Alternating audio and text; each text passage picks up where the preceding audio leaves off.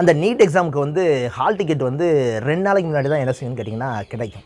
எந்த சென்டருங்கிறது அதுக்கப்புறம் தான் தெரியும். ஸோ எக்ஸாம் ஹாலுக்குள்ளே போகிறதுக்கு முன்னாடி அந்த பிள்ளைங்களை வந்து எப்படின்னு கேட்டிங்கன்னா, ஒரு மெட்டல் டிடெக்டரை வச்சு ஒரு அக்யூஸ்டை எப்படி வெரிஃபை பண்ணுவாங்க. அந்த பிள்ளைங்க பாவம் 17 வயசு குழந்தை.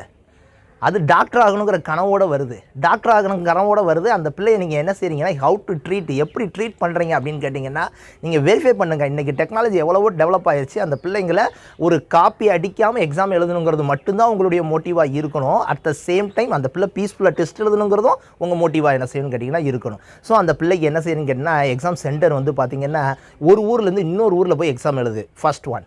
செகண்டு, அந்த பிள்ளைக்கு என்னன்னு கேட்டால் hall ticket on the spot அந்நேரம் என்ன செய்யணும்னு கேட்டால் கையில் என்ன செய்யணும்னா இருக்கணும்.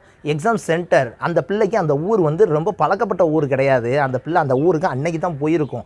எக்ஸாம் சென்டர் எங்கே இருக்குதுன்னு தெரியாது. எக்ஸாம் சென்டரில் அந்த ஹால் எங்கே இருக்குதுன்னு தெரியாது. ஸோ அந்த